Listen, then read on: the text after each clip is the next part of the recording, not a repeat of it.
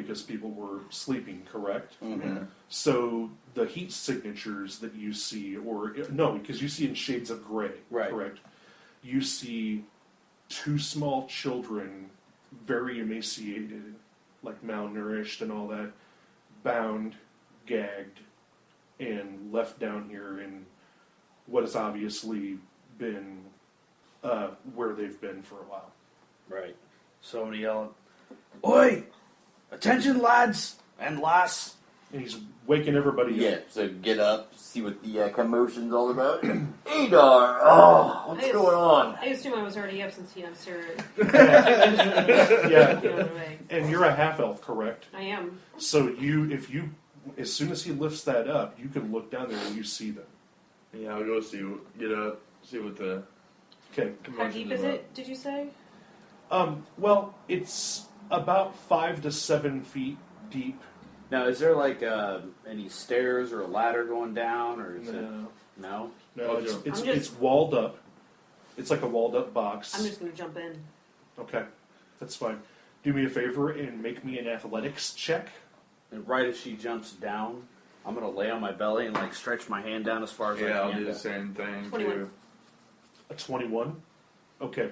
You easily lower yourself down or just jump down. And Adar lays down, and you kneel and you lay down also. Hugor, is there anything you want to do? Hugor's just standing back to observe and making sure nobody's going to fall in, just kind of keeping everything cool, keeping an observation on what's going on around the rest of the building, too. Okay. Both of the children their eyes are swollen shut from crying and all that bad, nasty, stuff that goes along with being captive, if you will. Are they responsive?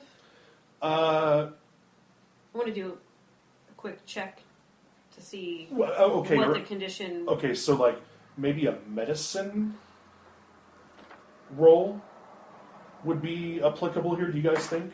Yeah, I'm Yes. 19? Okay. They are a 19. They are horribly dehydrated, have been beaten on. They've been abused, not sexually. You don't know that, but they've been living in their own filth. Doesn't look like they've been fed. Doesn't look like they've been taken care of. Like they've been left for dead down there. So they're awake and they're responsive to you to a certain degree. Like they want out, they want help. They see you guys and they lurch back in the shadows a little bit, and you hop down there and you kind of. I want to try to quickly, just while I'm assessing, try to console them. I also want a rope. Throw a rope. You could actually, with ease. I was wanting to. I understand that it's low enough that I could hoist them up, but I would like to have a rope around their waist in case they're not strong enough to hold on, so that it's easier. So that in case one of us. Okay, so between Talia and Adar and Hugor, who would like to receive each child physically, and who wants to hold the safety rope? Well, I'll receive the child. I can receive, yeah. I mean, So Talia takes the rope, and you All right. take. And I'll grab their hands. bear the weight. Okay. Hugor starts digging around in his backpack. He's going to pull out some of the rations he has, so when the children get up, he's going to offer them something to eat. That sounds great. Anyone who does not have an inspiration point right now is going to receive one. Yay! Brigid, whenever you go to the first, they're both girls. Whenever you go to the first girl, I need you to make I need you to give me a reason for me to allow you to make some kind of persuasion or charisma check, because as soon as you go to like grab one, and do that, the kid goes batshit. So give me a reason for me to give you a chance to make a roll. Wow. It's our game, guys. I'm and- a female. They would. I mean, I know that there were those two other broads, but Oh man, there was Mushmouth and yeah. but I By the mean, women. the best I can possibly do is just they're gone. They're gone. They won't. Wait, sing him a song. So Hugo Hugo's observing all this, kind of sees what's going on. Fetches a couple of sausages back from his backpacks, looking back down, and he goes, "Brigid, hold out your hand. Throw me some water too. Brigid, just hold out your hand and hold it steady." And you, I say a few words, and I actually use prestidigitation to form basically a holographic image of a dancing dog in her palm, okay. and just try to give him a visual cue. Okay. You know what? It's just bizarre enough that it would calm them down. Okay, and they don't see anything. I mean, like that. The problem is that they don't see anything. They don't see us. We can see them. They but don't they see. They Hugo hear. gets the idea, pulls one of the torches out of his backpack, and go ahead and Or lights up prestidigitation with a glowing ball or something. You know, like I don't know. Yeah, I don't have a light spell, so. Yeah, I'm not a. There are lanterns in here that could be lit. Yeah, We're in a fishing shack. Hugo, guys. light some Okay. lanterns. There we go. So yeah, I light one of the lanterns up on the wall and hand it down to Brigid. Okay. When that happens and they see you, Brigid, they immediately become much more receptive to the idea Well, sure. of leaving their death pit hole in the ground. I can't imagine it was very pleasant any other time they had to leave their death pit. Yeah. I'm going to go ahead and say that with the effort that's being put out between Brigid, well, between all of you, that it's easy to get the children up. The children they're going to be in shock, so they're not going to talk a lot about what's going on. They won't give you their names. They said that everybody else, they were traveling and everybody else was killed. Their mommies and daddies and brothers and blah, blah, blah, blah, blah. And that, fucking, what's that guy's name? With the handlebar mustache. Snidely Whiplash. No. What the fuck? Where the fuck no, man. No, he's Paul talking Senior. about Paul Senior. Okay, Paul yeah. Senior. They described Paul Senior, and Paul Senior called them his toys, but he did a lot of complaining because a couple of the other people, the two women, Mushmouth and what was it, Brunhilde? Brunhilde or Griselda or something like that. Brunhilde. Yeah. They wouldn't let him go play with the girls. So, AKA, they haven't been sexually molested or anything like that. But they don't know where to go. They don't know what they're going to do. They don't know where they are. Everybody they know is dead. The ages of the girls are, we're going to say, 9. They're both 9 years old. Okay.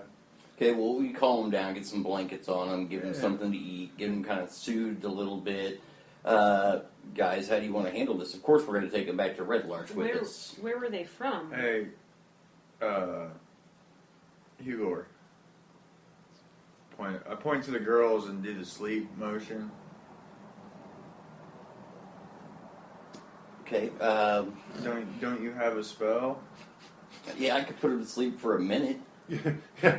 Hugo, Well, I mean, Hugo misinterprets it. He's like, "You want me to strangle him? Get them off the kid? You want me to fucking make him yeah. go night night, bitch? Go night night." no, just Hugo walks up, unsheathes his rapier, and goes, no!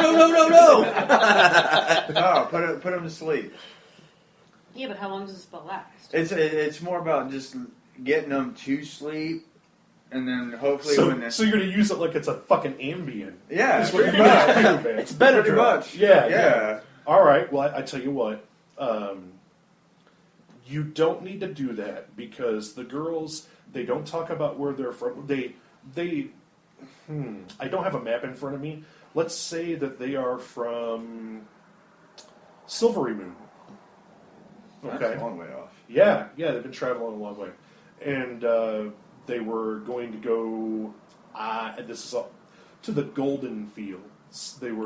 Their parents were devout followers of Shantia, which is the goddess of agriculture, and she's a nature goddess also. The Golden Fields is this crazy big compound that's kind of like their, what's that place out in Salt Lake City for the Mormons? The temple? Or Yeah, it has some kind of name, right? Tabernacle. Is that what it's called? Yeah, there you go. Like, they were headed to the promised land, man, they were headed that way, and shit went south. they were going to Eden in Missouri. Exactly. Shit went south, and after they realized what's going on,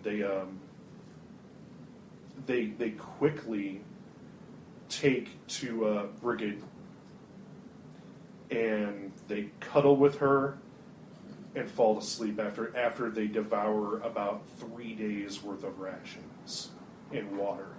Okay. That's fine. They kind of nuzzle in, and Brigid's all hungover and wanting to go have a cigar, smoke a pipe. Fucking kids Does are not taking. want wet pups all over her, but hey. Make me a D20 roll. 10. Your titties get all fucking swelled up. Lactate. No, they just get all sensitive. You don't lactate yet. Your titties just get all sensitive. You're like, what the fuck, man? These kids are... What the fuck, DM? All right. Anyway, they've taken a liking to you, and biologically, your titties have responded. All right, enough about that. The kids have gone to sleep. You guys could turn the lights out and still catch probably 6 hours of sleep. The watch can change over, but now you have two little nameless girls with you. Okay.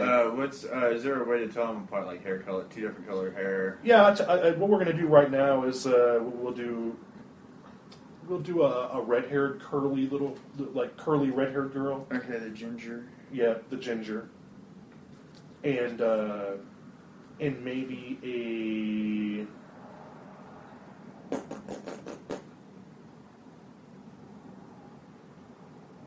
Yeah, I guess just like a brunette, just a brown-haired little girl. The redhead is missing her front teeth. All right. When we address them, I'm gonna start addressing the ginger as Celeste and the brunette as Faith. They won't give us names. I'll name That's them. great. I'm going to call them Red and Chocolate. Okay, well, we have plenty of room on the wagon. We could put them on top of the wagon to get them back to Red Larch with us in the morning. Hopefully, maybe we can talk to the town elders again once we get back, let them know what was going on here and that we've taken care of the problem. I have a feeling somebody's going to have 2 new ornaments hanging on her. Well, I was actually thinking, if we couldn't find a place for them in Red Larch, then I'm sure they could find a place in the kitchens at House Hill. So I could write them up a writ of passage, as long as we could find somebody to take them to my home. They would find a place there in the kitchens if necessary. We can't find something else for them. Noble of you, Noble. It is actually. It is. And it's funny because it's going to be a fucking orphanage, basically. Hey, slavery, get shit done. Hugo, the black sheep of the family. He doesn't send You letters just home, got- he just sends kids. You just got a water boy In a page. and a cook. I was totally thinking about letting one become my squire.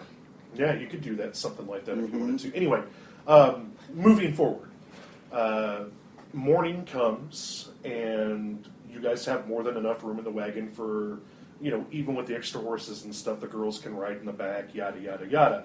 Okay, are they talking more reasonable? Can we get names from them at this point? Yeah, Besides cherry and chocolate. they don't, they're still quite Shaken. withdrawn, okay? PTSD. If you guys want to go ahead and travel back toward Red Larch, they might open up on the way, as you guys are heading back. Okay. What if one of their rescuers has